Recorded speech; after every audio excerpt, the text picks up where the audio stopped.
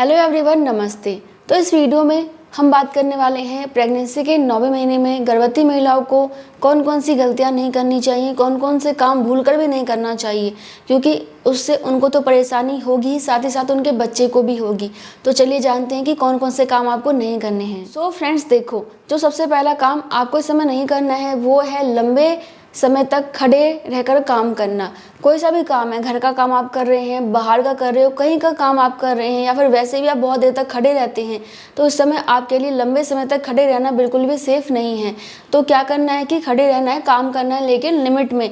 थोड़ी देर खड़े हो जाइए, उसके बाद आराम कीजिए। लंबे समय तक खड़े रहेंगे तो इससे आपको जो पैरों में सूजन की समस्या है वो काफ़ी ज़्यादा बढ़ जाएगी, उसमें आपको दर्द भी होगा। इसके अलावा क्या होगा कि आपका जो ब्लड प्रेशर है ना, उसके लेवल में गिरावट आ जाएगी।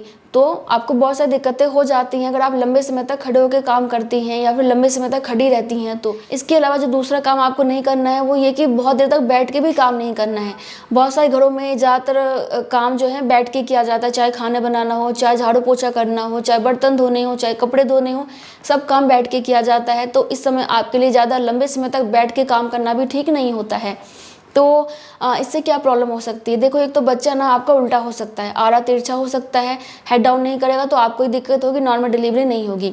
दूसरा क्या होता है कि बच्चे गले में गर्भनाल भी फंसा लेते हैं, तो बहुत सारी दिक्कतें हो जाती हैं। बच्चा बहुत ज़्यादा अनकंफर्टेबल महसूस करता है क्योंकि बच्चा बड़ा हो जाता है तो उसको स्पेस चाहिए। वैसे भी इस समय बच्चा बड़ा हो जाता है तो पेट में ज़्यादा जगह नहीं होता कि बच्चा बहुत ज़्यादा घूम सके। तो अगर आप बैठेंगी, पेट को दबाएंगी तो आपके बच्चे को बहुत ज़्यादा दिक्कत होगी। इसलिए जितना हो सके आपको आराम करना चाहिए, बैठ के काम करना है, लेकिन थोड़ी देर काम करो फिर खड़े हो जाओ, फिर थोड़ी देर काम करो फिर खड़े हो जाओ, थोड़ा सा आराम कर लो फिर काम करो। यानी कि बहुत ज़्यादा लोड देके काम नहीं करना, ज़्यादा देर तक बैठ के भी काम नहीं करना है। देखो, इसके अलावा एक बात ये भी कही जाती है कि इस समय ना महिलाओं को पालथी मार के नहीं बैठना चाहिए। ज़मीन पे हम बैठते हैं ना पालथी मार के, तो पालथी मार के नहीं बैठना चाहिए।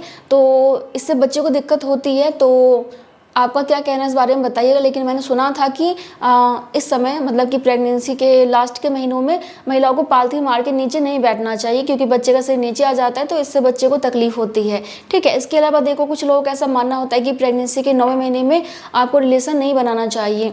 तो देखिए, रिलेशन बनाना वैसे खतरनाक बात नहीं है इस टाइम, लेकिन क्योंकि बच्चा बड़ा हो जाता है, बिल्कुल नीचे आ जाता है, उसका हेड डाउन हो जाता है, तो आपको बहुत ज़्यादा सावधानी रखने की ज़रूरत होती है। सावधानी नहीं रख पाएंगे तो बच्चे को बहुत ज़्यादा दिक्कत हो जाएगी।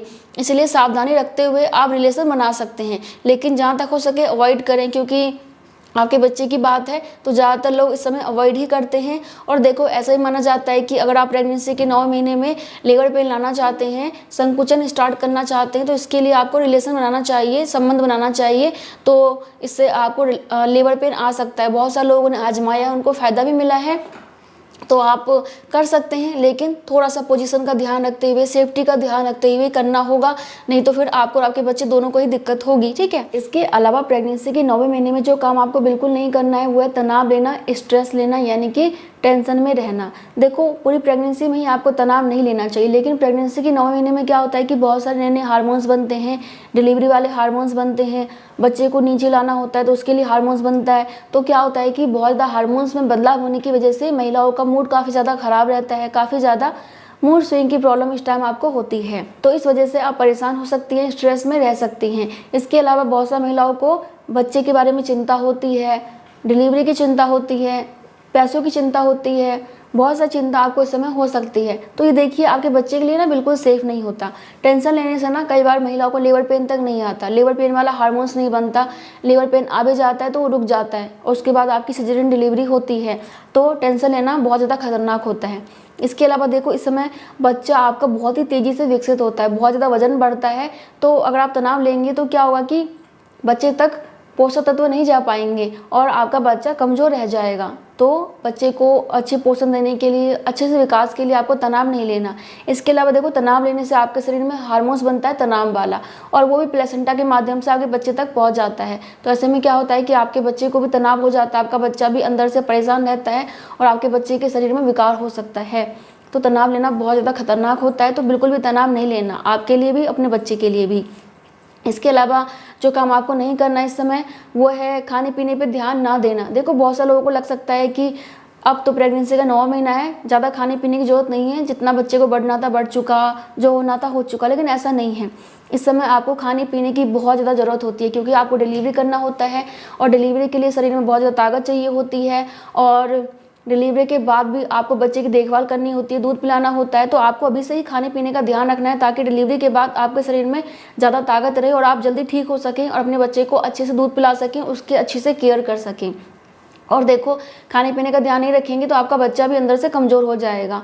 तो इसलिए खाने पीने का ध्यान रखिए, टाइम पे खाना खाइए, मतलब कि टाइम पे ब्रेकफास्ट करना है, टाइम पे लंच डिनर होना चाहिए, और एक साथ ज़्यादा खाना नहीं खाना, थोड़ा थोड़ा करके आपको थोड़ी थोड़ी देर पे खाते रहना है, ताकि एनर्जी मिलती रहे।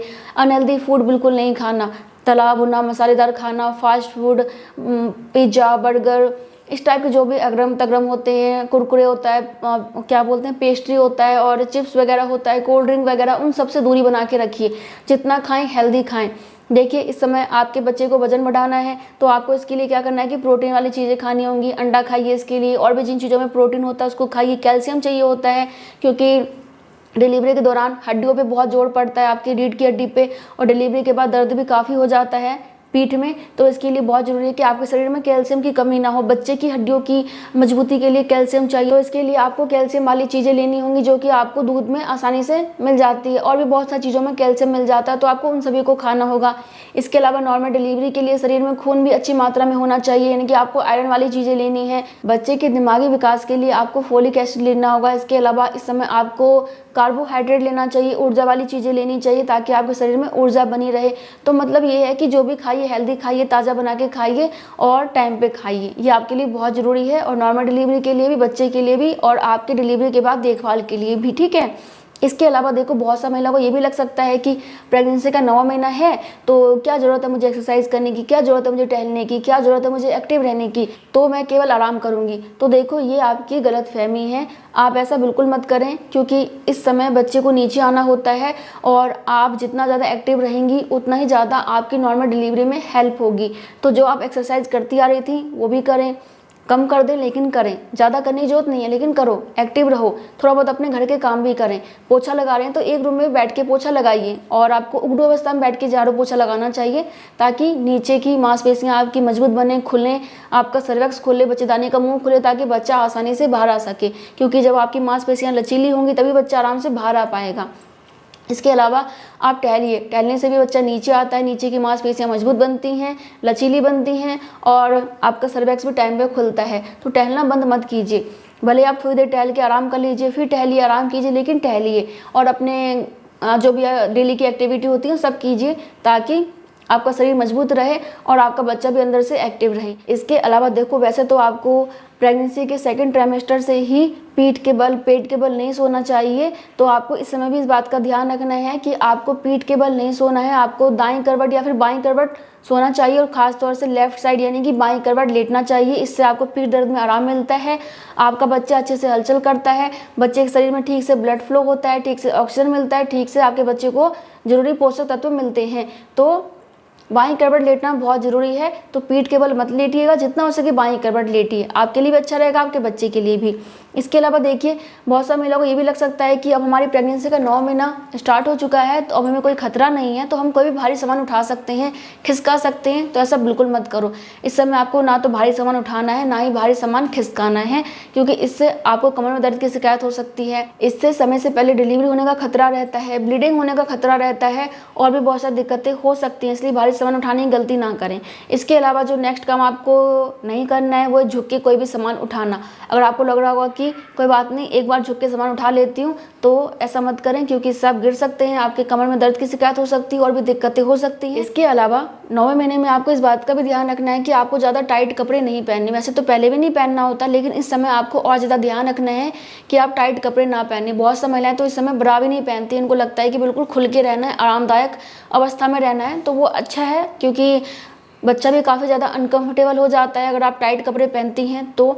और अपने लिए भी आपको टाइट कपड़े नहीं पहनने, क्योंकि आपको भी खुला खुला सा महसूस करना है, और आप चाहते हैं कि आपको अनकंफर्टेबल महसूस ना हो। तो इसके लिए आपको ढीले ढाले कॉटन के कपड़े पहनने चाहिए, सूती के कपड़े पहनने चाहिए। सो फ्रेंड्स, प्रेगनेंसी के 9वें महीने में आपको इन्हीं बातों का ध्यान रखना है। इससे आपको बहुत फ़ायदा मिलेगा। नॉर्मल डिलीवरी आपकी टाइम पे हो जाएगी, टाइम पे आपका सर्वैक्स भी खुलेगा, टाइम पे लेबर पेन भी आएगा, सब कुछ अच्छे से हो जाएगा। बाकी अपने डॉक्टर के संपर्क में रहिए और वीडियो पसंद आया तो लाइक कर दीजिएगा। मैं मिलती हूँ नेक्स्ट वीडियो में, तब तक के लिए bye bye. Thank you so much. नमस्ते।